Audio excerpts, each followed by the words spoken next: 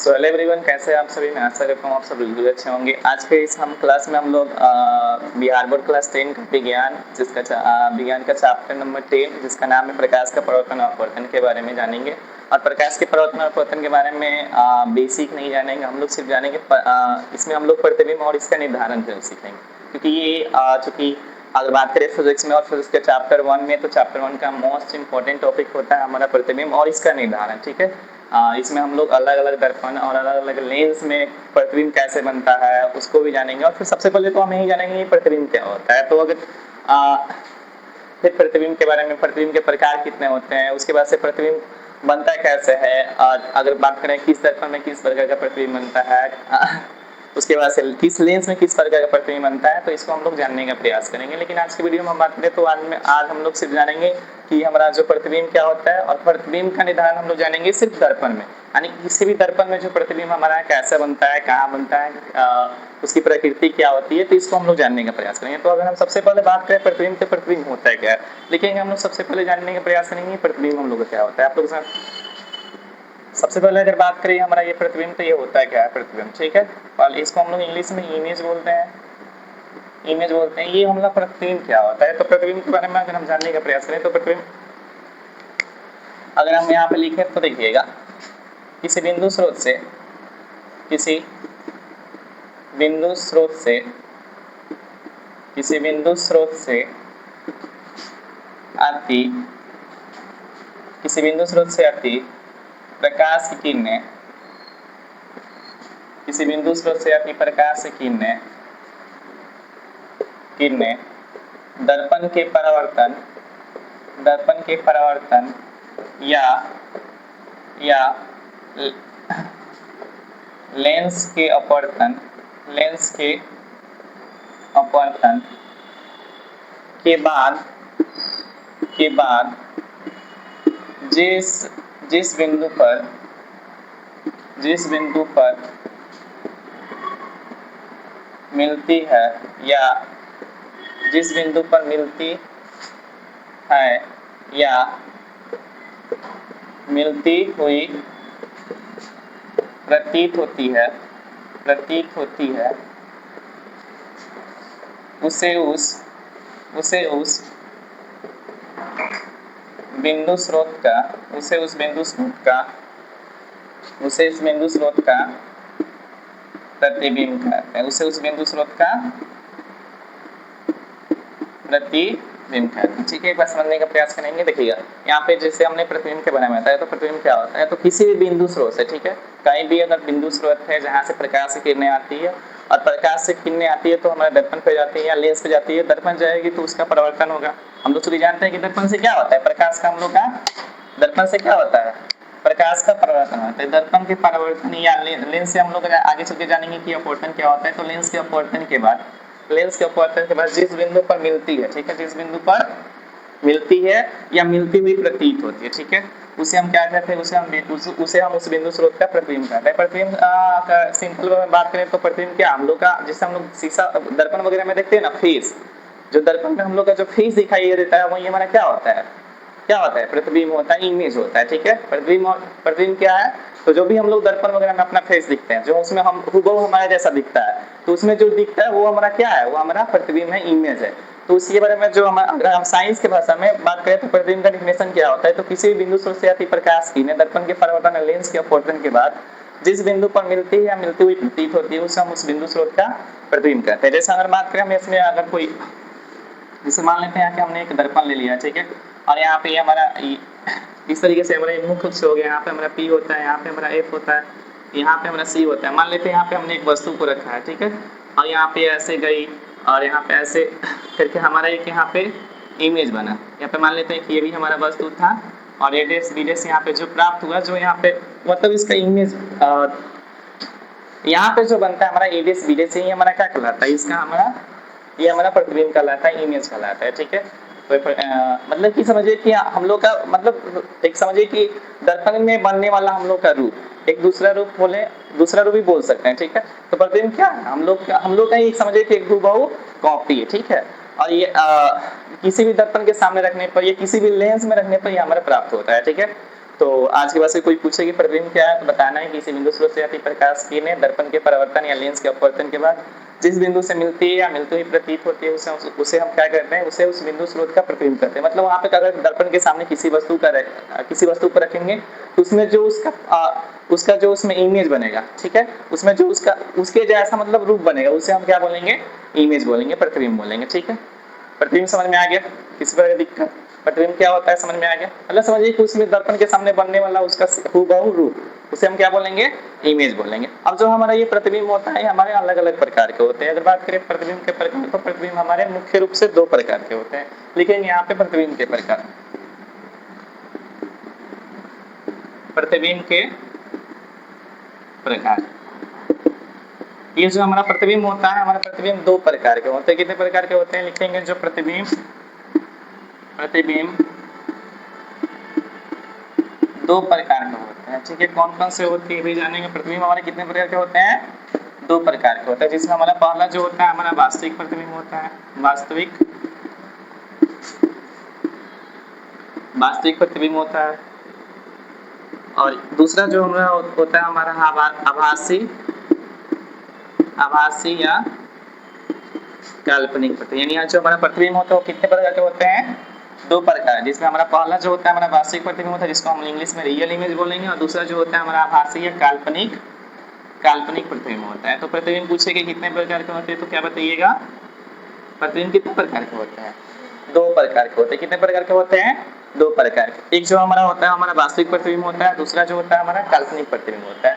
अब फिर हम इसके बारे में भी जानेंगे हमारा वास्तविक प्रतिबिंब क्या होता है, आभासी प्रतिबिंब क्या होता है। उसके बाद से हम लोग प्रतिबिंब निर्धारण को सीखेंगे। तो पहले सबसे पहले हम लोग जैसे कि हम लोग जान लिए कि हाँ प्रतिबिंब क्या होता है, इमेज क्या होता है, प्रतिबिंब के प्रकार कितने होते हैं? 2 होते हैं। कौन कौन से होते हैं?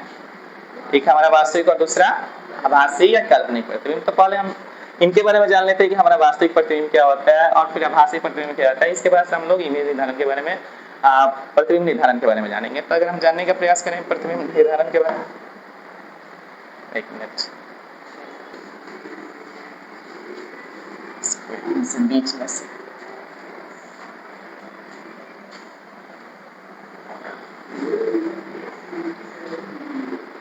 तो हमने प्रतिबिंब के बारे में जान लिया। फिर प्रतिबिंब के प्रकार कितने होते हैं? 2 होते हैं, ये भी हमने जान लिया। कौन कौन से होते हैं? वास्तविक प्रतिबिंब और दूसरा आभासी प्रतिबिंब। अब हम लोग जानेंगे कि वास्तविक प्रतिबिंब क्या होता है। तो लिखेंगे हम लोग वास्तविक प्रतिबिंब क्या होता है, इसके बारे में हम लोग जानने का प्रयास करेंगे। आप लोग मेरे साथ नोट करिएगा वास्तविक प्रतिबिंब। अगर हम वास्तविक प्रतिबिंब का बात करें तो यहाँ हमारा समझिए कि इसको इंग्लिश में हम लोग रियल इमेज बनते हैं। अगर इसके बारे में अगर लिखे तो यहाँ पे क्या होता है कि किसी भी बिंदु, लिखते हैं इसको, कि किसी बिंदु स्रोत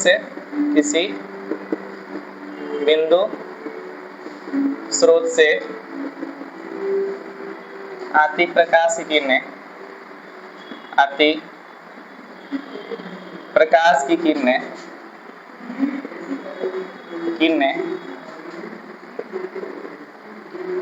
दर्पण के परावर्तन या लेंस के अपवर्तन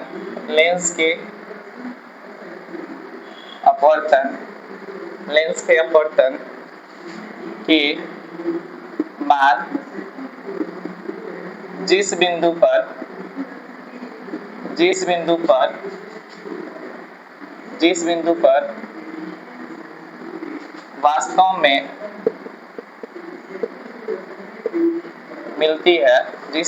वास्तव में मिलती है, उसे उस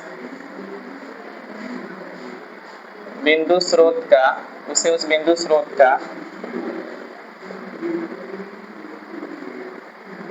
वास्तविक प्रतिबिंब कहते हैं। उसे उस बिंदु स्रोत का वास्तविक प्रतिबिंब कहते हैं। समझने का प्रयास करेंगे, ठीक है। यानी देखिएगा इसमें वास्तविक प्रतिबिंब में क्या होता है कि किसी भी बिंदु स्रोत से आती प्रकाश किरणें दर्पण के परावर्तन या लेंस के अपवर्तन, ठीक है। वास्तविक प्रतिबिंब में क्या होता है कि किसी भी बिंदु स्रोत से आती प्रकाश किरणें दर्पण के परावर्तन या लेंस के अपवर्तन के बाद वो वास्तव में मिल जाती है, ठीक है।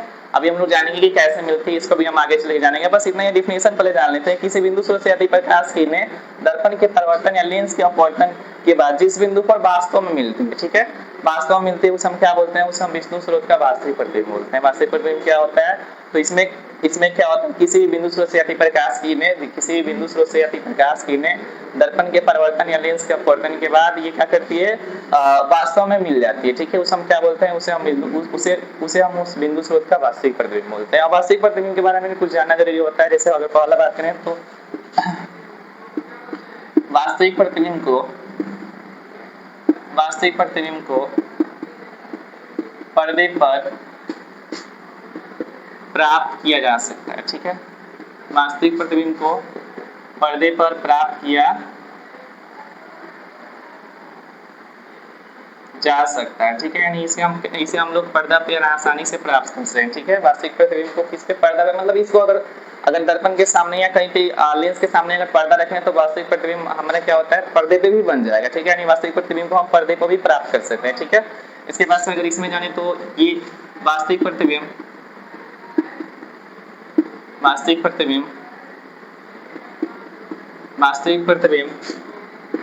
वस्तु के अपेक्षा हमेशा उल्टा होता है। वास्तविक प्रतिबिंब वस्तु की अपेक्षा हमेशा उल्टा होता है, ठीक है।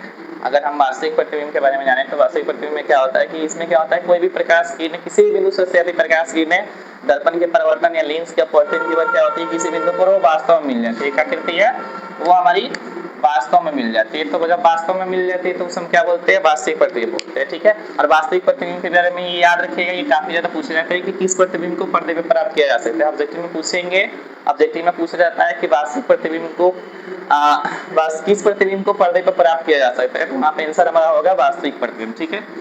यहाँ पे प्रतिबिंब छूट गया, लिख देते हैं वास्तविक प्रतिबिंब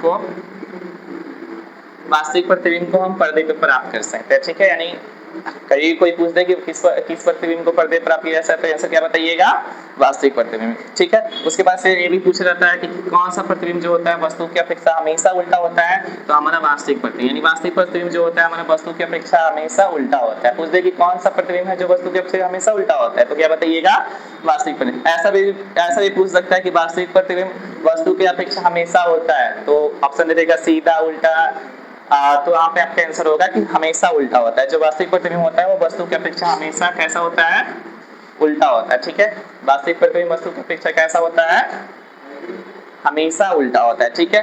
वास्तविक प्रतिबिंब क्या होता है समझ में आ गया।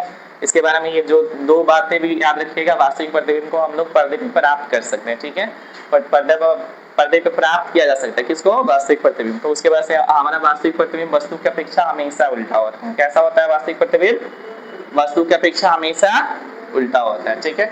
इसके बाद हम लोग जानेंगे हम लोग का आभासी प्रतिबिंब, और फिर इसके बारे में अंतर भी करेंगे, ठीक है।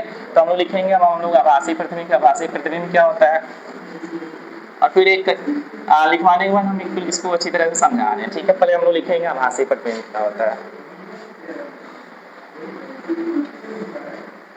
लिखिएगा आप लोग आभासी प्रतिबिंब। आभासी, इसको इमेजिनरी इमेज बोला जाता है, वास्तविक प्रतिबिंब।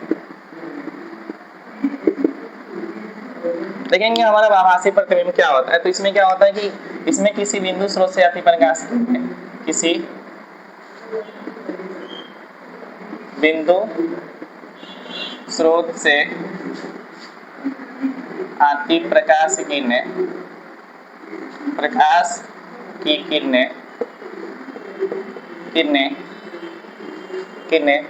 दर्पण के परावर्तन या लेंस से अपवर्तन के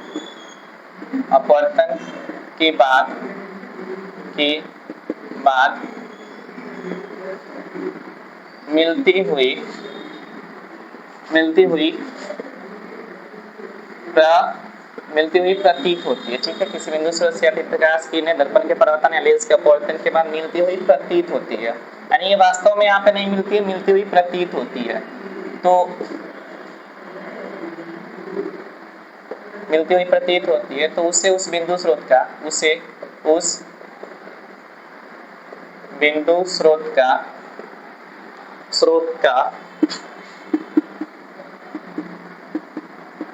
आभासी उस बिंदु स्रोत का आभासी प्रतिबिंब कहते हैं, ठीक है। उस बिंदु स्रोत का क्या बोलते हैं, आभासी प्रतिबिंब, ठीक है। पहले समझने का प्रयास करते हैं हमारा आभासी प्रतिबिंब क्या होता है। तो इसमें क्या होता है कि किसी भी बिंदु स्रोत से आती प्रकाश किरणें दर्पण के परिवर्तन, चूंकि दर्पण से हमारा परिवर्तन होता है इसलिए हम लिखे दर्पण के परिवर्तन या लेंस या अपवर्तन को, ठीक है। लेंस से हम लोग का क्या होता है, अपवर्तन होता है। अपवर्तन की घटना को हम लोग आगे चल के सीखेंगे, ठीक है। तो लेंस या अपवर्तन के बाद क्या होता है कि वो मिलती नहीं हो, वास्तव में नहीं मिलते हैं, मिलती हुई प्रतीत होती है, ठीक है। यानी वहाँ पे वास्तव में क्या होता है, वो प्रकाश किरणें वास्तव में मिलती नहीं है। वहाँ पे लगता है कि हाँ ये किरणें जो है आप मिल रही हैं, ठीक है। होती वास्तव में नहीं मिलती है, वहाँ पे मिलती हुई प्रतीत होती है, ऐसा महसूस होता है कि हाँ यहाँ पे ऐसे ही मिलेगी। तो उसे हम क्या बोलते हैं, उसे उस बिंदु स्रोत पे क्या बोलते हैं, आभासी प्रतिबिंब बोलते हैं, ठीक है। उसे हम बिंदु स्रोत पे क्या बोलते हैं, आभासी प्रतिबिंब बोलते हैं, ठीक है। इसमें और चीज याद रखिएगा कि हमारा जो ये आभासी प्रतिबिंब होता है, चूंकि ये मिलती हुई प्रतीत होती है इसलिए इसको हम क्या बोलते हैं, इसे हम आभासी, इसे हम पर्दे को प्राप्त नहीं किया जा सकता है। यानी आभासी प्रतिबिंब को पर्दे पर प्राप्त नहीं किया जा सकता, ठीक है। यानी ये जो हमारा आभासी प्रतिबिंब होता है इसे हम लोग पर्दे पे प्राप्त नहीं कर सकते हैं, ठीक है, नहीं किया जा सकता है, ठीक है। आभासी प्रतिबिंब को पर्दे पे प्राप्त नहीं किया जा सकता, ठीक है। ये हमारा पहला बात हो गया, आभासी प्रतिबिंब को कभी हम लोग पर्दे पर नहीं प्राप्त कर सकते हैं। और इसमें जो दूसरा बात होता है कि आभासी प्रतिबिंब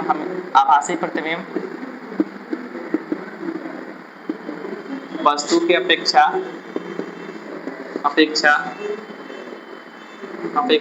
हमेशा सीधा होता है, ठीक है। वस्तु की अपेक्षा हमेशा ये सीधा होता है, ठीक है,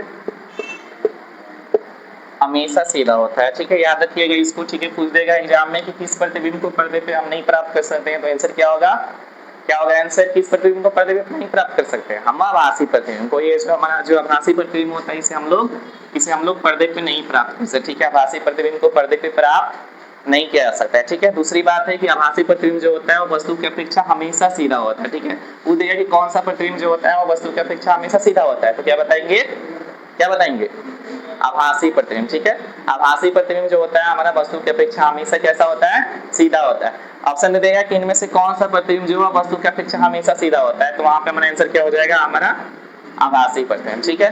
तो प्रतिबिंब क्या होता है समझ में आ गया, आभासी प्रतिबिंब क्या होता है समझ में आ गया।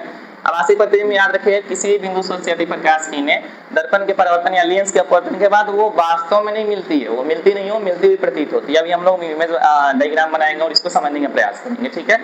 अभी हम लोग डायग्राम बनाते हैं और समझने का प्रयास करते हैं। तो बस इसमें याद रखना है कि इसमें मिलती नहीं हो, मिलती हुई प्रतीत होती है, ठीक है। उसे हम क्या बोलते हैं, आभासी प्रतिबिंब बोलते हैं। और ये आभासी प्रतिबिंब को हम लोग पर्दे पे प्राप्त नहीं कर सकते, ठीक है। आभासी प्रतिबिंब को हम पर्दे पर प्राप्त नहीं कर सकते, ठीक है। और यहाँ पे याद रखना है कि आभासी प्रतिबिंब वस्तु की अपेक्षा हमेशा कैसा होता है, सीधा होता है। आभासी प्रतिबिंब वस्तु की अपेक्षा कैसा होता है, हमेशा सीधा होता है, ठीक है। देखते हैं यहाँ पे कैसे क्या हो रहा है, ठीक है। इसको हम लोग एज ए इमेज के फॉर्म में हम लोग जानने का प्रयास कर रहे हैं, ठीक है।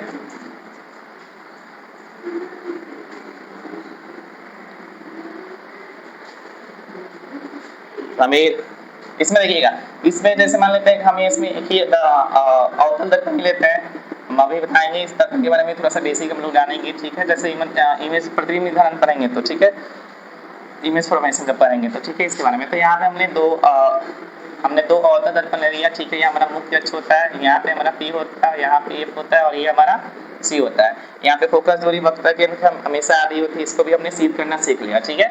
इसमें भी सेम ऐसा ही, यहाँ पे P होगा, यहाँ पे F होगा, तो सब डिस्टेंस लेते हैं, यहाँ पे F होगा, यहाँ पे C होगा, ठीक है। यहाँ पे क्या करते हैं कि हम मान लेते हैं कि यहाँ पे एक वस्तु रख लेना है, ठीक है। यहाँ पे जब वस्तु है तो वस्तु के सिरे से हमेशा एक प्रकाश की किरण दर्पण के मुख्य अक्ष से समांतर जाएगी, और जब मुख्य अक्ष से समांतर जाती है प्रकाश की किरण हमेशा किससे गुजरती है, मुख्य अक्ष के समांतर जाती है प्रकाश की किरण हमेशा किससे गुजरती है, लिखाया गया है ना, फोकस के बारे में बताया हुआ कि दर्पण के मुख्य अक्ष से समांतर जाती है प्रकाश की किरण हमेशा किससे गुजरती है, फोकस है। तो यहाँ पे ये क्या होगा, किससे गुजरेगी, फोकस से गुजरेंगे, ठीक है। और एक यहाँ पे क्या होगा, ये आगे चल के इसको आगे थोड़ा सा आगे बढ़ाएंगे, और एक यहाँ पे क्या होगा कि इसके यहाँ पे जो वस्तु का ऊपरी जो सिरा होगा उससे क्या होगा, यहाँ पे केंद्र को लेते हुए यहाँ पे हम दर्पण पे लंब डालेंगे, ठीक है। यानी यहाँ पे क्या करते हैं, हम एक इस पे लंब डालते हैं, ठीक है। ऐसे देख रहे हैं तो यहाँ पे ऊपर में यहाँ पे आगे चल के यहाँ पे इसको भी इससे मुसरे से यहाँ पे चूंकि हम लोग जानते हैं कि अगर कोई भी चीज हो गया, ठीक है, अगर हम उसको यहाँ पे 90 डिग्री के साथ अगर फेंके तो वो 90 डिग्री के साथ ही वापस आती है, ठीक है। अगर हम गेंद को भी अगर कहीं पे भी 90 डिग्री एंगल के साथ वहां पे फेंके तो 90 डिग्री एंगल के साथ ही वहां से वापस आती है। तो यहाँ पे अगर प्रकाश ने भी यहाँ पे जब लम्ब डराते हैं तो यहाँ पे वो 90 डिग्री के साथ जाता है। तो जहां से वो जिस लाइन पे जाता है वो उसी रेखा पे, ऐसा बोले तो उसी लाइन पे उसी रेखा पे वो वापस लौट आता है। यानी यहाँ पे प्रकाश की यहाँ से जाएगी तो इसी रेखा पे वो रिटर्न आएगी, ठीक है। और रिटर्न आकर ये इधर आगे की तरफ बढ़ती है और आगे तरफ क्या होता है कि यहाँ पे ये दोनों जो रेखाएं होती है, ये दोनों लाइंस होता है, ये क्या करता है एक दूसरे को काटती है। और जहाँ पे एक दूसरे को काटती है मतलब यहाँ पे क्या हुई, दोनों आपस में क्या हो गई, मिल गई ना, दोनों आपस में क्या हो गई, मिल गई। तो यहाँ पे हमारा क्या होगा, यहाँ पे हमारा जो चूंकि ये वास्तव में मिल जा रही है ना, तो यहाँ पे जो हमारा प्रतिबिंब प्राप्त होता है ऐसे करके, यहाँ पे ऐसे करके जो हमारा प्रतिबिंब प्राप्त होता है, इसको थोड़ा सा और पास लेंगे, इसको आप लोग स्केल से बनाएंगे तो बहुत बढ़िया बनेगा। यहाँ पे जो हमारा प्रतिबिंब प्राप्त होता है, चूंकि नीचे की तरफ बन रहे हैं, अभी ये भी जानेंगे हम लोग कि कैसे क्या होता है, ठीक है। तो यहाँ पे ये जो बनता है हमारा वास्तव में मिल जा रहा है, तो वास्तव में मिलने के बाद वास्तव में मिल जा रहा है, तो यहाँ पे कैसा प्रतिबिंब बन रहा है, हमारा कैसा प्रतिबिंब बन रहा है, हम ये जानने का प्रयास करेंगे। तो हम क्या बताएं वास्तविक प्रतिबिंब में, कि वास्तविक प्रतिबिंब में क्या होता है कि यहाँ पे किसी भी बिंदु से आती प्रकाश किरणें दर्पण के परावर्तन या लेंस के अपवर्तन के मतलब क्या होगी, वो वास्तव में मिल जाएगी, वास्तव में क्या होती है, मिलती है। तो उसे हम क्या बोलते हैं, उसे हम उस बिंदु स्रोत का वास्तविक प्रतिबिंब बोलते हैं। यहाँ पे भी देख रहे हैं क्या हो रहा है, वास्तव में आकर मिल जा रहा है ना, यहाँ पे मिल जा रहा है ना वास्तव में। हमारा जो प्रतिबिंब बना है यहाँ पे एडेस बीडेस, ये कैसा प्रतिबिंब है, एडेस बीडेस इसको नाम देंगे। ये हमारा कैसा प्रतिबिंब है, कैसा प्रतिबिंब है, वास्तविक प्रतिबिंब है, ठीक है। कैसा प्रतिबिंब है, वास्तविक प्रतिबिंब है, ठीक है। बात समझ में आ गया, बात समझ में आ गया। यहाँ पे मान लेते हैं कि ये भी हमारा यहाँ पे ये भी कोई वस्तु है और यहाँ से चूंकि और इसका जो प्रतिबिंब बना हमारा एडेस बीडेस मिला, यहाँ पे जो दोनों रेखाएं हैं, जो दोनों लाइन से क्या हो रही है, एक दूसरे के वास्तव में मिल जा रही है ना, मिल जा रही है। तो जब वास्तव में मिलेगी तो हमारा कैसा प्रतिबिंब बनेगा, वास्तविक प्रतिबिंब बनेगा, ठीक है। अब इसमें देखते हैं, इसमें मान लेते हैं हम यहाँ पे किसी वस्तु को रखते हैं, ठीक है। यहाँ पे हमारा मान लेते हैं कि यहाँ पे कोई वस्तु है और यहाँ पे चूंकि कोई भी वस्तु का ऊपरी सिरा किसके समांतर जाता है, मुंह के अक्ष के समांतर किस पे जाता है, दर्पण जाएगा। और यहाँ से टकरा कर किससे गुजरेगा, फोकस से। याद रखना है हमेशा अगर कोई भी लाइन कि कोई भी रेखा अगर मुख्य अक्ष के समांतर जाएगी तो हमेशा किससे गुजरती है, कोई भी किरण का अगर बात करें तो कोई दर्पण के मुख्य अक्ष के समांतर जाए तो ये प्रकाश किरण किससे गुजरती है, फोकस से। तो ये फोकस से जाएंगे और फोकस यहाँ से टकराएगी और टकरा कर ये फोकस से जाएंगी ना, यहाँ पे इसको ऐसे करेंगे। और यहाँ पे ये जो हमारा ऊपरी सिरा होता है, ऊपरी सिरा को यहाँ पे केंद्र से वक्र केंद्र से लेकर क्या करते हैं हम दर्पण पे लंब खींचते हैं ना। तो यहाँ पे जैसे हम यहाँ पे भी हम क्या करेंगे, लंब खींचेंगे, ठीक है, लंब खींचते हैं और यहाँ पे जाकर टकराएगी 90 डिग्री पर टकराएगी तो क्या होगा, वहां पे वो हमेशा जब भी कोई भी रेखा या कोई भी अगर बात करें कि अगर 90 डिग्री पर टकराएगी तो उसी रेखा पे क्या होगी, वो लौट जाएगी। इसको हम लोग सीखेंगे, ठीक है। उसी पे लौटेगी तो इधर जाएगी, इधर जाएगी। एक चीज हम देख रहे हैं यहाँ पे ये जो किरण है ये आगे की तरफ जा रही है तो ये हमेशा फैलते जा रही है, तो आगे की तरफ हमेशा फैलते जा रही है तो ये मिलेगी कहीं पे भी नहीं मिलेगी। जब यहाँ पे देख रहे हैं तो हमेशा क्या हो रही है, सब फैलते जा रही है, आगे चल के और बड़ी हो जाएगी। तो ये फैलते जाते कभी एक दूसरे मिलेगी नहीं, लेकिन यहाँ पे देख रहे हैं तो पीछे की तरफ भी जाए, अगर इसको पीछे की तरफ बढ़ा जाए तो क्या होगा, देखें यहाँ पे जैसे इसको हम अगर पीछे की तरफ बढ़ाएं और यहाँ पे इसको भी पीछे जाए तो पीछे की तरफ ये क्या हो रहा है, दूसरे को मिलते हुए प्रतीत हो रहा है ना। यहाँ पे पीछे की तरफ क्या हो रहा है, ये मिलते हुए प्रतीत हो रहा है ना। ऐसे इधर तो फैलते जा रहा है तो इधर तो मिलेगा नहीं, लेकिन याद रखना है दर्पण के पीछे अगर कोई भी रेखा होगा तो डॉटेड में आती है, मतलब वहां पे मिलते हुए प्रतीत हो जाए, वहां पे कल्पना किया जाता है, ठीक है। वहां पे क्या किया जाता है, कल्पना किया जाता है, मतलब कि इसको इमेजिन किया जाता है, ठीक है। तो यहाँ पे ऐसा प्रतीत हो रहा है ना ऐसा, तो यहाँ पे क्या हो रहा है, एक दूसरे से ये काट रही है ना, एक दूसरे से मिल रही है ना, तो यहाँ पे वास्तव मिल रही है, वास्तव मिल रही है, नहीं ना मिल रही है, ये मिलती हुई प्रतीत हो रही है। तो जब ये मिलती हुई प्रतीत होगी तो ये कैसा प्रतिबिंब बनेगा, ये हमारा कैसा प्रतिबिंब बनेगा, हम लोग का कैसा प्रतिबिंब बनेगा, आभासी या काल्पनिक। इसी को क्या बोलते हैं, काल्पनिक बोलते हैं, इसी को क्या बोलते हैं, आभासी या काल्पनिक प्रतिबिंब। याद रखना है, ठीक है। वही चीजें वहां पे लिखवाया गया है कि किसी बिंदु स्रोत से आती प्रकाश किरणें, किसी बिंदु स्रोत से आती प्रकाश किरणें दर्पण के परावर्तन के बाद, दर्पण के परावर्तन या लेंस के अपवर्तन के बाद जिस बिंदु पर वास्तव मिलेगा, ठीक है, जिस बिंदु पर क्या होगी वो वास्तव मिलेगी, उसे हम क्या बोलेंगे, उसे हम क्या बोलेंगे, वास्तविक प्रतिबिंब बोलेंगे, ठीक है। और जिस बिंदु को वास्तव में नहीं मिलेगा, मिलती हुई प्रतीत होगी, उसे हम क्या बोलेंगे, तो आभासी प्रतिबिंब बोलेंगे। क्या बोलेंगे, आभासी प्रतिबिंब। दोनों प्रतिबिंब समझ में आ गया, किसी वजह दिक्कत, ठीक है। इसमें याद रखना है वास्तविक प्रतिबिंब को हम क्या कर सकते हैं, पर्दों पे प्राप्त कर सकते हैं, ठीक है। वास्तविक प्रतिबिंब को पर्दे पर प्राप्त कर सकते हैं, ठीक है। और ये वास्तविक प्रतिबिंब देख रहे हैं यहाँ पे, देखिए अभी हम लोग सीखेंगे यहाँ पे कि तो अगर यहाँ पे मुख्य इसके नीचे जो बनेगा हमारा प्रतिबिंब बनेगा ना, वो हमेशा उल्टा होगा। यहाँ पे बन रहा है ना उल्टा, इस देखिए यहाँ पे इसका मुड़िया ऊपर, इसका जो सिर है ऊपर की तरफ है, इसमें देख रहे हैं नीचे की तरफ है, तो ये उल्टा हो रहा है ना। यहाँ पे मान लेते हैं जैसे मार्कर हम ऐसे रखे हैं, ठीक है, ऐसे समझते हैं, ऐसे निकाल देते हैं, तो ऐसे करके रखे हैं, तो यहाँ पे जो आ रहा है वो ऐसे आ रहा है, ठीक है। यानी यहाँ पे कैसा हो गया, ये उल्टा हो गया, ठीक है, कैसा हो गया, उल्टा हो गया। इसलिए बताया था कि वास्तविक प्रतिबिंब जो बनता है वो हमेशा वस्तु की अपेक्षा कैसा होता है, वस्तु की अपेक्षा उल्टा होता है। याद रखना है वास्तविक प्रतिबिंब वस्तु की अपेक्षा हमेशा कैसा होता है, उल्टा होता है। अब वास्तविक प्रतिबिंब देख रहे हैं यहाँ पे, मान लेते हैं कि ये भी हमारा वस्तु था, ठीक है, और ये चूंकि हमारा वास्तव में मिलती नहीं है, मिलती हुई प्रतीत होती है, ठीक है, मिलती हुई प्रतीत होती है, तो इस आभासी काल्पनिक प्रतिबिंब बोलते थे। और आभासी प्रतिबिंब में क्या होता है कि चूंकि ये कल्पना किया गया तो इसको हम पर्दे पे कैसे प्राप्त कर सकते हैं, ठीक है। इसको हमने क्या किया है, इसको हमने क्या किया है, कल्पना किया। मैं जरूर बैठो तो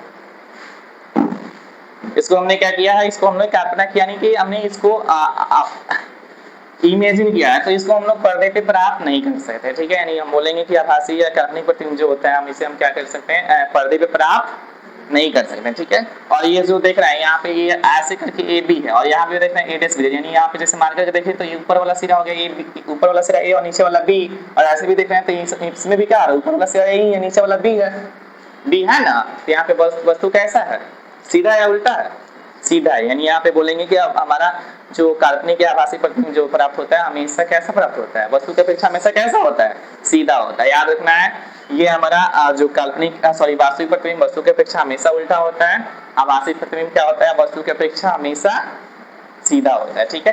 बात समझ में आ गया, इसमें किसी प्रकार की दिक्कत नहीं है ना। अब ये दोनों के बीच में अंतर पूछा जाता है, ठीक है, कि आभासी वास्तविक प्रतिबिंब और काल्पनिक प्रतिबिंब या वास्तविक प्रतिबिंब आभासी प्रतिबिंब में अंतर क्या है, तो हम लोग उसको भी जानने का प्रयास करें। अगर आप सब अंतर जो है आप लोगों के सामने, हम उसी को सिर्फ लिखेंगे और बाकी सब उसी को समझने का प्रयास करेंगे। चूंकि हम हालांकि आप लोग भी इसको समझ गए होंगे तो आसानी से लिख लीजिए कि इसमें अंतर क्या है, ठीक है। पहले में क्या होगा, वास्तविक प्रतिबिंब में ये मिलेगा, वास्तव में मिलती है, इसमें क्या होता है, प्रकाश की क्या होती है, वास्तव में मिलती है, उसमें वास्तव में नहीं मिलती है। वास्तविक प्रतिबिंब क्या होता है, हमेशा वास्तविक प्रतिबिंब को पर्दे पे प्राप्त कर सकते हैं, आभासी प्रतिबिंब को हम पर्दे पे प्राप्त नहीं कर सकते हैं, ठीक है। वास्तविक प्रतिबिंब जो होता है हमारा वस्तु की अपेक्षा हमेशा कैसा होता है, उल्टा होता है। आभासी प्रतिबिंब जो होता है वस्तु की अपेक्षा हमेशा कैसा होता है, सीधा होता है। तो ऐसे करके भी हम लोग अंतर लिख लेंगे, हम चूंकि हम लिखवाएंगे, यहाँ पे लिखते हैं हम लोग अंतर, ठीक है। लिखिएगा वास्तविक प्रतिबिंब और आभासी प्रतिबिंब में अंतर, ठीक है, हम लोग लिखते हैं यहाँ पे। हम लोग अगला जो हेडिंग होगा हमारा वास्तविक प्रतिबिंब और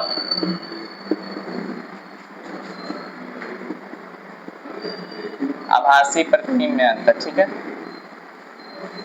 आभासी प्रतिबिंब में अंतर, ठीक है।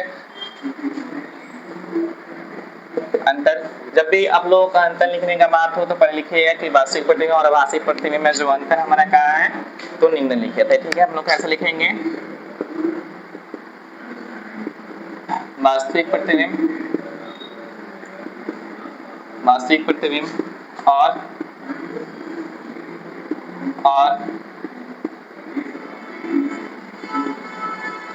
आभासी प्रतिबिंब में अंतर निम्नलिखित है। वास्तविक प्रतिबिंब और आभासी प्रतिबिंब में अंतर निम्नलिखित है, ठीक है। जब भी अंतर लिखने का बात है तो क्या किया जाता है, हमेशा बीच में क्या किया जाता है, दो लाइन खींचा जाता है, पहले वाला की तरफ पहले वाले को, यानी इसमें हम क्या करेंगे, पहले बीच में एक लाइन खींचेंगे और इधर हमारा वास्तविक प्रतिबिंब है तो यहाँ पे हम वास्तविक प्रतिबिंब लिख देंगे, वास्तविक प्रतिबिंब, ठीक है। और इधर दूसरी तरफ हमारा क्या है, दूसरी तरफ हमारा आभासी प्रतिबिंब है तो इधर क्या लिख देंगे। याद रखना है हमेशा आभासी प्रतिबिंब को ही काल्पनिक दे, तो कहीं पे काल्पनिक दे रहे तो कंफ्यूज नहीं होना है कि यहाँ पे ये क्या आ गया है। आभासी प्रतिबिंब को ही क्या बोलते हैं हम लोग, काल्पनिक प्रतिबिंब बोलते हैं। तो यहाँ पे आभासी दे देगा, काल्पनिक दे देगा, तो बात वह सेम ही है, ठीक है, बात हमारा सेम ही है, ठीक है। घबराना नहीं है कि हाँ ये दोनों अलग अलग कैसे आ गया, ये दोनों अलग अलग नहीं है, सेम ही है, ठीक है। जैसे ना होता है एक चीज के एक पर्यायवाची शब्द आप लोग सामने होना चाहिए, यहाँ पे गाँव में भी होता है, या किसी का भी दो नाम हो जाए, व्यक्ति तो सेम ही होता है लेकिन उसका नाम दो हो सकता है, ठीक है। तो ऐसे करके वैसे ही हमारा जो आभासी प्रतिबिंब होता है उसी का दूसरा नाम काल्पनिक प्रतिबिंब होता है। तो कभी भी आभासी या काल्पनिक तो उसमें कंफ्यूज नहीं होना है, ठीक है। अब लिखेंगे हम लोग वास्तविक प्रतिबिंब के 1 नंबर में, तो इसमें हम लिखेंगे कि वास्तविक प्रतिबिंब में क्या होता है, इसमें प्रकाश की किरणें, शॉर्ट में लिखेंगे प्रकाश की किरणें क्या होती है, वास्तव में मिलती हैं, वास्तव में मिलती है, ठीक है। प्रकाश की किरणें तो उस बिंदु स्रोत से अधिक प्रकाश की किरणें, ठीक है। शॉर्ट में लिखेंगे, इसलिए यहाँ पे लिखेंगे प्रकाश की किरणें वास्तव में मिलती है, लेकिन इसमें अगर पूरा लिखना चाहे तो इसमें क्या होता है कि बिंदु स्रोत से अधिक प्रकाश की किरणें इसमें क्या होती है, वास्तव में मिलती है, ठीक है। इसमें क्या होगा कि इसमें प्रकाश की किरणें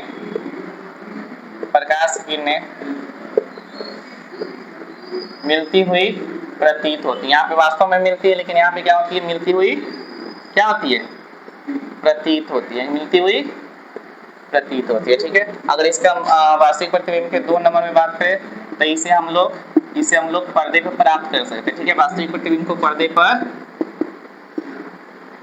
प्राप्त किया जा सकता है, ठीक है। वास्तविक प्रतिबिंब को हम लोग पर्दे पर प्राप्त किया जा सकता है, ठीक है। वास्तविक प्रतिबिंब को पर्दे पर प्राप्त किया जा सकता है, ठीक है। लेकिन वहीं अगर बात करें आभासी प्रतिबिंब को, तो आभासी प्रतिबिंब को यानी कि इसे हम पर्दे पर प्राप्त कर सकते हैं, पर्दे पर प्राप्त नहीं कर सकते हैं, पर्दे पर प्राप्त नहीं कर सकते हैं, ठीक है। ये हमारा हो गया, ठीक है। तीसरा अंतर का बात करें तो तीसरा हमारा अंतर होता है, इसमें क्या होता है कि यह हमेशा या वस्तु के अपेक्षा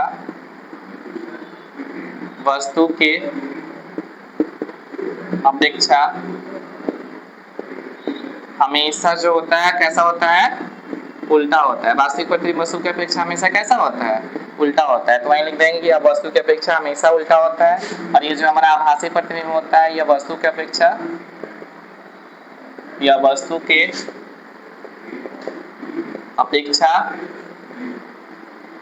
हमेशा सीधा होता है, ठीक है। बात समझ में आ गया, ये दोनों में अंतर समझ में आया, ठीक है। हम चूंकि बता दिए जो कुछ भी हमने डिफिनेशन में लिखवाया था, जो चीजें हमने नीचे लिखवाया था तीर के साइन लेकर, वही चीजें इसमें अंतर में भी आ गई है, ठीक है। यानी कि वास्तविक प्रतिबिंब और आभासी प्रतिबिंब में अंतर पूछे तो बताना है कि जो वास्तविक प्रतिबिंब और आभासी प्रतिबिंब में अंतर हम लोग का निम्नलिखित है। एक तरफ वास्तविक प्रतिबिंब लिखना है, दूसरी तरफ हमें आभासी प्रतिबिंब लिखना है। और वास्तविक प्रतिबिंब के जो 1 नंबर में होगा, यहाँ पे क्या होता है, किसी बिंदु स्रोत से अति प्रकाश की किरणें दर्पण के परावर्तन लेंस के अपवर्तन के बाद क्या होती है, वास्तव में मिलती है। यहाँ पे क्या होती है, ये वास्तव में मिलती है। इसमें क्या होता है कि हमें इसमें वास्तव में मिलती नहीं है, मिलती हुई प्रतीत होती है। क्या होती है, इसमें मिलती हुई प्रतीत होती है, ठीक है।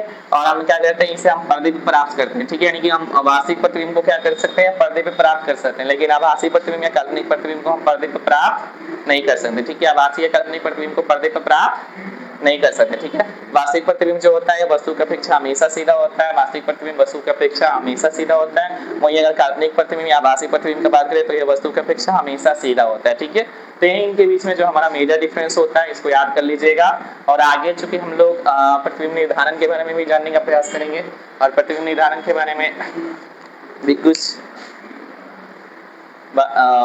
एक मिनट, ये हो गया ना, आप लोग समझ में आ गया। इसके बाद में हम लोग प्रतिबिंब निर्धारण को सीखने का प्रयास करेंगे, ठीक है। यानी प्रतिबिंब को हम लोग निर्धारित कैसे करते हैं, ठीक है। किसी भी दर्पण में हमारा प्रतिबिंब कैसे बनता है, किस प्रकार का बनता है, उसकी प्रवृत्ति क्या आती है, बड़ा बनता है, छोटा बनता है, और कहाँ बनता है, इसको भी जानने का प्रयास करेंगे, ठीक है। तो सबसे पहले अगर प्रतिबिंब निर्धारण की बात करें, ठीक है, क्योंकि हमने प्रतिबिंब जान लिया प्रतिबिंब क्या होता है, ठीक है। प्रतिबिंब क्या होता है, तो हम लोग का जो किसी भी दर्पण के सामने जो बनने वाला हम लोग का हुबहू फेस, ठीक है, या हुबहू रूप, उसे हम क्या बोलेंगे, प्रतिबिंब बोलेंगे। तो हमने प्रतिबिंब जान लिया, प्रतिबिंब के प्रकार कितने होते हैं ये भी जान लिया, और प्रतिबिंब के प्रकार में उसमें क्या डिफरेंस है ये भी जान लिया, ठीक है। उसमें क्या अंतर है ये भी जान लिया। अब हम लोग जानेंगे कि प्रतिबिंब का हम लोग निर्धारण कैसे करेंगे। कहीं पे भी अगर प्रतिबिंब बने तो उसको हम लोग निर्धारित कैसे करते हैं, ठीक है। ये प्रतिबिंब कैसा बनेगा, उसकी प्रवृत्ति क्या होगी, बड़ा बनेगा, छोटा बनेगा, कहाँ बनेगा, ये भी हम लोग जानने का प्रयास करेंगे, ठीक है। अलग अलग दर्पण में भी जानेंगे कि अलग अलग दर्पण में कोई भी प्रतिबिंब किस प्रकार का बनता है, ठीक है। तो अगर हम बात करें सबसे पहले समतल दर्पण में बना प्रतिबिंब, ठीक है, यानी कि जैसे कि हम लोग का अगर हम जैसे हमने दर्पण के बारे में पढ़ा था, ठीक है, दर्पण के बारे में पढ़ाया गया ना, दर्पण पढ़ाया गया ना, दर्पण क्या है, दर्पण क्या है बताया गया ना, दर्पण क्या है, एक चिकना सतह है जिससे क्या होता है प्रकाश का परावर्तन। दर्पण क्या है, एक चिकना सतह होता है जिससे क्या होता है प्रकाश का परावर्तन होता है। और जो दर्पण होता है हमारा बड़ा एक कांच का टुकड़ा होता है। दर्पण क्या होता है, एक कांच का टुकड़ा होता है जिसका एक भाग रंजित कलई या गाढ़ा रंग का लेप चढ़ा हुआ था। जैसे आप लोग दर्पण सीधे बोले तो हम लोग के सामने में जो मिरर शीशा आप लोग देखे हैं, इसमें फेस वगैरह देते हैं, आईना, आईना, तो आईना क्या है, दर्पण है। तो ये जो दर्पण होते हैं इसमें ये दर्पण जो होते हैं, दर्पण में किस प्रकार का प्रतिबिंब बनता है, अलग अलग दर्पण में अलग अलग प्रकार का प्रतिबिंब बनता है, ठीक है। और अलग अलग जगह पे रखेंगे तो उसका अलग अलग प्रतिबिंब अलग अलग तरीके का बनता है, बड़ा बनता है, किस कहीं पे छोटा बनता है, तो इसको भी हम लोग जानने का प्रयास करेंगे, ठीक है। अगर बात करें अगर दर्पण के बारे में, तो हमने दर्पण पढ़ा था कि दर्पण जो मुख्य रूप से कितने प्रकार के होते हैं, दो। कौन कौन से दर्पण जो मुख्य रूप से कितने प्रकार के होते हैं, दो।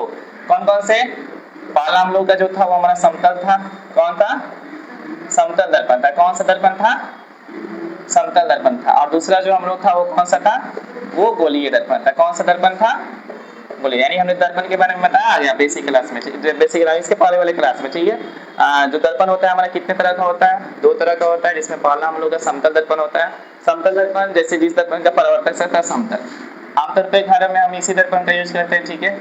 समतल दर्पण जिस दर्पण का परावर्तक सतह कैसा हो, कैसा हो, समतल हो, उसे हम क्या बोलेंगे, समतल दर्पण। जिस दर्पण का परावर्तक सतह हमारा समतल होगा उसे हम समतल दर्पण बोलेंगे, ठीक है।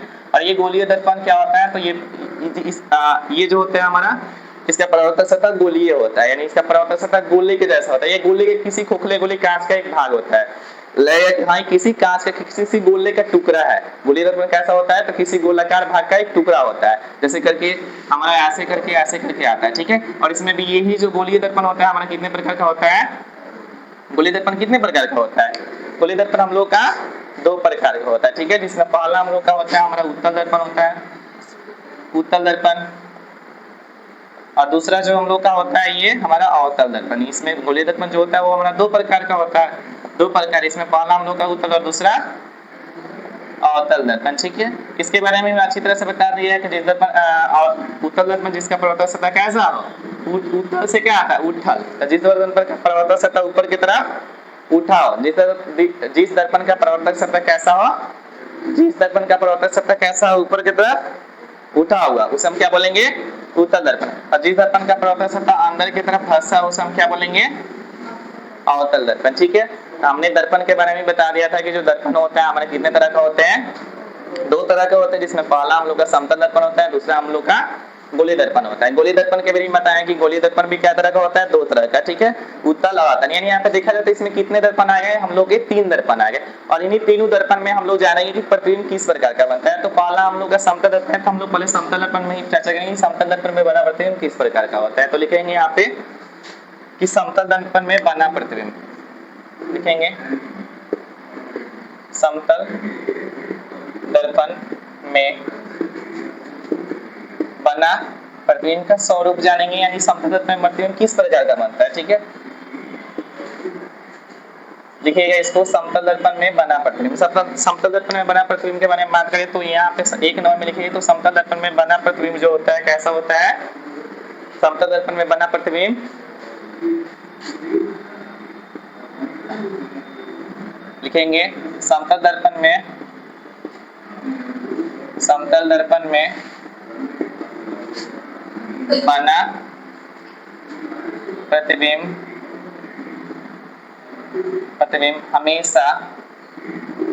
हमेशा आभासी होता है। कैसा होता है, यानी समतल दर्पण में किस प्रकार का प्रतिबिंब बनता है, तो आभासी प्रतिबिंब बनता है, ठीक है। आभासी, इसको ऐसा लिखते हैं, ठीक है। देखिए समतल दर्पण में बना प्रतिबिंब कैसा होता है, आभासी। यानी समतल दर्पण में किस प्रकार का प्रतिबिंब बनता है, आभासी प्रतिबिंब, ठीक है। समतल दर्पण में हमेशा आभासी प्रतिबिंब बनता है, इसको लिखना सही रहता है, कोई ना, ये भी सही है। समतल दर्पण में बना प्रतिबिंब हमेशा कैसा होता है, आभासी होता है, ठीक है। समतल दर्पण में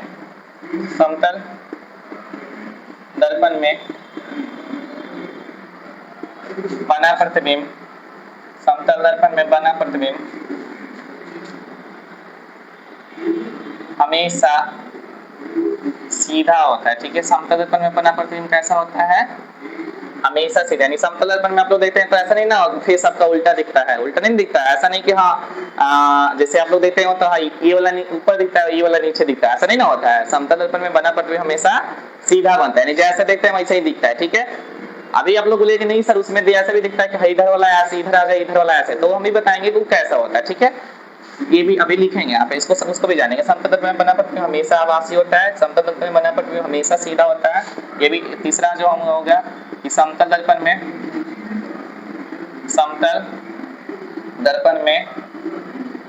बना प्रतिबिंब वस्तु के आकार के बराबर होता है, ठीक है। समतल दर्पण में बना प्रतिबिंब कैसा होता है, तो वस्तु के आकार के बराबर होता है, ठीक है। समतल दर्पण में बना प्रतिबिंब कैसा होता है, वस्तु के आकार के बराबर होता है, ठीक है। अभी इसको हम सब समझेंगे, पहले लिखिए आप लोग नोट करिए, उसके बाद से इसको हम समझने का प्रयास करते हैं, ठीक है। इसके बाद अगर देखिए समतल दर्पण में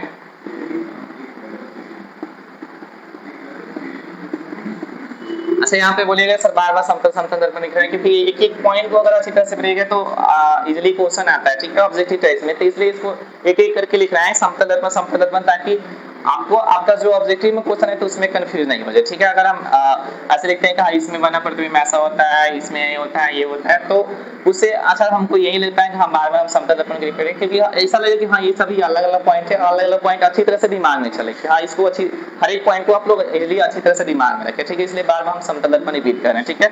समतल दर्पण में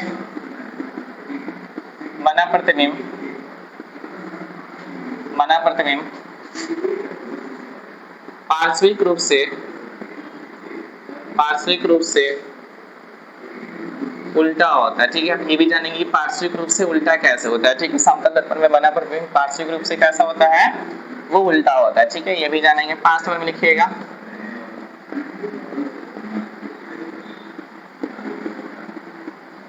समतल दर्पण में कोई वस्तु ये समतल दर्पण के सामने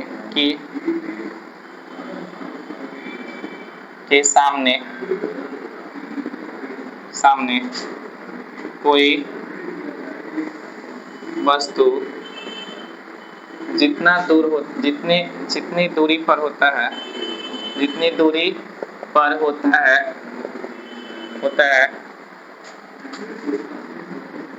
उसका प्रतिबिंब भी,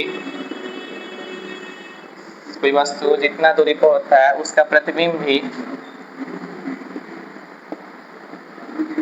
समतल दर्पण के पीछे,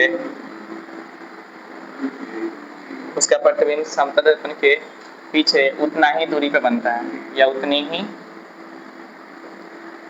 ही दूरी पर बनता है, ठीक है। बात समझ में आया? यानी अगर इसको हम इसको समझने का प्रयास करेंगे, ठीक है। यानी समतल दर्पण में जो हम लोग का प्रतिबिंब बनता है वो किस प्रकार का बनता है, ठीक है। सबसे पहले अगर आप लोगों से समतल दर्पण पूछे तो समतल दर्पण क्या होता है, तो समतल दर्पण का सिंपल सा डेफिनेशन है, जिस दर्पण का परावर्तक सतह कैसा हो, समतल हो, मतलब प्लेन हो, ठीक है। कैसा हो, प्लेन हो, ठीक है, समतल हो, ठीक है। जैसे ये हमारा इस तरीके का जो दर्पण दिख जाए, ये हमारा कैसा दर्पण है, समतल दर्पण है, ठीक है। पहला बात यहाँ पर जैसे लिखा गया है कि समतल दर्पण में जो हमारा बना प्रतिबिंब होता है वो कैसा होता है, हमेशा आभासी होता है। यानी समतल दर्पण में जो हमारा प्रतिबिंब बनता है ना, रियल में नहीं बनता, हमेशा कैसा प्रतिबिंब बनता है, आभासी प्रतिबिंब होता है, ठीक है। समतल दर्पण में प्रतिबिंब कैसा बनता है, आभासी बनता है, ठीक है। याद रखना है समतल दर्पण में बना प्रतिबिंब कैसा होता है, आभासी होता है, ठीक है। दूसरा हम लोग यहाँ पे लिखा गया है कि समतल दर्पण में बना प्रतिबिंब हमेशा सीधा होता है, ठीक है। आप लोग देखे होंगे समतल दर्पण के सामने अगर मान लीजिए यहाँ पे समतल दर्पण हो गया, यहाँ पे कोई वस्तु है, मान लेते हैं यहाँ पे ए और बी, तो इसका जो प्रतिबिंब बनेगा वो इधर यहाँ पे बनेगा, मान लेते हैं, तो जो प्रतिबिंब बनेगा वो भी कैसा बनेगा, वो हमेशा सीधा बनेगा। यानी यहाँ पे ऊपर इसका सिरा है, इधर भी उसका सिर ऊपर रहेगा, ठीक है। यानी हमेशा कैसा होगा, ये सीधा ही होगा, कैसा होगा, सीधा होगा। समतल दर्पण में बना प्रतिबिंब कैसा होगा, सीधा होता है, ठीक है। उसके बाद से जो समतल दर्पण में बना प्रतिबिंब वस्तु के आकार के बराबर होता है। यानी यहाँ पे अगर कोई वस्तु अगर मान लेते हैं कि 10 सेंटीमीटर बड़ा है या 10 सेंटीमीटर का है, तो इधर भी जो उसका प्रतिबिंब बनेगा वो भी 10 ही सेंटीमीटर का बनेगा। यानी समतल दर्पण में बना प्रतिबिंब जो होता है क्या होता है, वस्तु के आकार के बराबर होता है। ठीक है, अगर किसी दर्पण के सामने हमने यहाँ पे 10 सेंटीमीटर का हमने कोई वस्तु रखा है तो उसका प्रतिबिंब बनेगा तो भी कितने सेंटीमीटर का होगा, 10 ही सेंटीमीटर का। ठीक है, जैसे मान लें यहाँ पे ए बी लिया है ना, तो ए बी हमने मान लिया 10 सेंटीमीटर का लिया है, इसके इधर इसका जो इमेज बनेगा वो भी कितने सेंटीमीटर का बनेगा, वो 10 ही सेंटीमीटर का बनेगा। बात समझ में आ गया। समतल दर्पण में बना प्रतिबिंब क्या होता है, वस्तु के आकार के कैसा होता है, वस्तु के आकार के बराबर होता है। समतल दर्पण में बना प्रतिबिंब कैसा होता है, वस्तु के आकार के बराबर। यानी वहाँ पे समतल दर्पण के सामने हम जितना बड़ा वस्तु रखेंगे उसका प्रतिबिंब भी उतना ही बड़ा बनेगा। ठीक है, ऐसा नहीं कि हाँ यहाँ पे छोटा रखें तो उसका बड़ा प्रतिबिंब बन जाए या बड़ा रखें तो उसका छोटा बन जाए, ऐसा नहीं होता है। जिस आकार का रखेंगे उसका प्रतिबिंब उसी आकार का बनता है। ठीक है, उसके बाद से याद रखना है समतल दर्पण में बना प्रतिबिंब पार्श्विक रूप से उल्टा होता है। ठीक है, ये जान लीजिए पार्श्विक रूप से उल्टा का मतलब क्या होता है। ठीक है, यहाँ पे पार्श्विक रूप से उल्टा का मतलब होता है कि जैसे देखिए हम लोग यहाँ पे हो गया तो हमारा ये वाला जो साइड होगा इस तरफ आ गया, इस वाला साइड इस तरफ से। जैसे दर्पण में आप लोग आमतौर पे देखे होंगे, लगता है ना उसमें कि दायां हाथ उठाने लगता है कि हम बायां हाथ उठाए, तो यहाँ पे क्या होता है, साइड मतलब बदलता है। जैसे बात करें तो इस साइड वाला इधर आ जाता है, मतलब बाएं का दायां और दायां का बायां दिखाई देता है, इसे हम बोलते हैं पार्श्विक रूप से उल्टा। ठीक है, जब आप लोग भी देखे होंगे जब दर्पण के सामने गए होंगे तो क्या होता है, उसमें जो हमारा जो शरीर दिखता है वो पार्श्विक रूप से उल्टा दिखता है। जैसे कुछ भी पहने होते हैं तो इधर आता है तो लगता है अगर ये हाथ उठाने लगता है कि हम दाहिना हाथ उठाए हैं, लेकिन है एक्चुअली में बायां। तो यहाँ पे क्या दर्पण में क्या होता है कि पार्श्विक रूप से उल्टा प्रतिबिंब बनता है। कैसा बनता है, पार्श्विक रूप से उल्टा प्रतिबिंब बनता है। ठीक है, बात समझ में आ गया। तो समतल दर्पण में बना प्रतिबिंब कैसा होता है, पार्श्विक रूप से उल्टा होता है। और इसी कारण से जितने भी एम्बुलेंस होती है उसमें जो उसके सामने जो एम्बुलेंस जो वर्ड लिखा रहता है, ठीक है, एम्बुलेंस वर्ड रहता है वो भी हमारा पार्श्विक रूप से उल्टा लिखा रहता है। ठीक है, यानी देखिएगा जब भी एम्बुलेंस लिखा होगा तो वैसे ही करके लिखा था, मतलब इधर से वो इस साइड से, जैसे हम लोग लिखते हैं तो हम लोग बाएं से दाएं लिखते हैं, लेकिन उसमें दाएं से बाएं लिखते हैं ताकि अगर कोई भी अगर ड्राइवर मिरर से उसको देखे तो वो ये उसको पढ़ ले कि हाँ यहाँ पे एम्बुलेंस आ रहा है और वो उसको साइड दे दे। ठीक है, इसी कारण से ये पार्श्विक रूप से उल्टा होने के कारण जो हमारा एम्बुलेंस के सामने जो हमारा एम्बुलेंस लिखा रहता है वो हमारा पार्श्विक रूप से उल्टा लिखा रहता है। ठीक है, बात समझ में आ गया, कोई दिक्कत। समतल दर्पण में बना प्रतिबिंब पार्श्विक रूप से क्या होता है, उल्टा होता है। ठीक है, अच्छा देखिएगा इसके बाद जो होता है इसमें ये भी जान लीजिए, समतल दर्पण के सामने कोई वस्तु जितना दूर पे रहता है, ठीक है, उसका प्रतिबिंब भी उसके पीछे उतना ही दूरी पे बनता है। ठीक है, जैसे मान लेते हैं हमारा समतल दूरी पे हो गया और यहाँ से मान लेते हैं कि वस्तु जो है हमारा 20 सेंटीमीटर की दूरी पे, ठीक है, 20 सेंटीमीटर की दूरी हो तो इसका जो प्रतिबिंब बनेगा वो दर्पण से 20 सेंटीमीटर की दूरी पर ही बनेगा। ठीक है, बात समझ में आ रहा है। मतलब कि कोई भी दर्पण के सामने अगर किसी हम वस्तु को 20 सेंटीमीटर दूरी से रखें, ये हमारा दर्पण हो गया और इसके सामने हम ये भी वस्तु को 20 सेंटीमीटर की दूरी पर रखे हैं तो इसका प्रतिबिंब भी क्या होगा, 20 सेंटीमीटर की दूरी पे बनेगा। ठीक है, समतल दर्पण में क्या होता है कि अगर इसके सामने अगर किसी वस्तु को जितना दूर रखेंगे ना उसका प्रतिबिंब दर्पण के पीछे उतना ही दूरी पे बनेगा।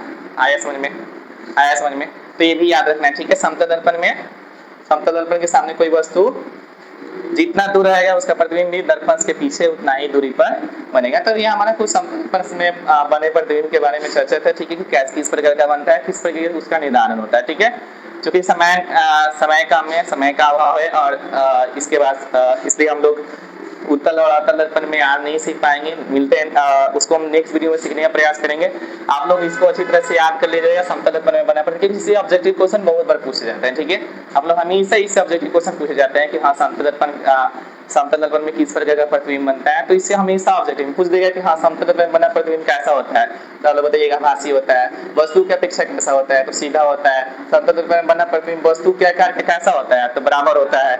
समतल दर्पण में बना प्रतिबिंब किसके अनुसार उल्टा होता है, तो पार्श्विक रूप से उल्टा होता है। ठीक है, पूछ देखिए समतल दर्पण के सामने कोई वस्तु जितना दूरी पर है उसका प्रतिबिंब कितना दूरी बनेगा। ऐसा भी क्वेश्चन आ सकता है कि हाँ मान लेते हैं कि एक हमारा समतल दर्पण हो गया और समतल दर्पण में बोल दे कि समतल दर्पण के सामने कोई वस्तु 20 सेंटीमीटर की दूरी पे है तो उसका प्रतिबिंब कितने दूरी पे, समतल दर्पण से कितने दूरी पे बनेगा, 20 सेंटीमीटर पे, क्योंकि अगर उसके सामने जितना दूरी पर रहेगा उसका प्रतिबिंब भी क्या होगा, उतना ही दूरी पे बनेगा। ठीक है, तो ये भी क्वेश्चन पूछ सकते हैं। ऐसा भी पूछ सकते हैं समतल दर्पण के कोई सामने कोई वस्तु जिसकी लंबाई जो है या जिसकी ऊंचाई जो है वो 30 सेंटीमीटर यानी 30 सेंटीमीटर बड़ा एक वस्तु रखा गया है, उसका प्रतिबिंब जो बनेगा उसका आकार कैसा होगा, तो बस बराबर होता है, दोनों में बराबर होता है। इसका जो प्रतिबिंब बनेगा वो भी कितना 30 सेंटीमीटर का होगा। ठीक है, बात समझ में आ गया। ठीक है, ये सारी चीजें आप लोग को याद रखना है, ठीक है। आज के लिए इतना ही रहने देते हैं। हम लोग उत्तल और अवतल दर्पण में प्रतिबिंब, जैसे हम लोग इमेज के जैसे इमेज के रूप में माप करेंगे, हम डायग्राम के माध्यम से उसको सीखने का प्रयास करेंगे। पहले जो समतल दर्पण में बने माप करेगा, उत्तल या अवतल दर्पण को प्रतिबिंब निर्धारण को हम लोग इजी वे में समझाएगा। वो जो कुछ पॉइंट होते हैं जिसको समझना बहुत जरूरी होता है उसको समझेंगे, और फिर उसमें उत्तल और अवतल दर्पण में प्रतिबिंब किस तरीके के बनेगा, कैसा बनेगा, कहाँ पे बनेगा, कहाँ पे रखेंगे तो कैसा बनेगा, फिर उसका प्रवृत्ति क्या होगी, आभासी होगा, सीधा होगा, तो ये सारी चीजें भी हम लोग जानने का प्रयास करेंगे। तो आज के लिए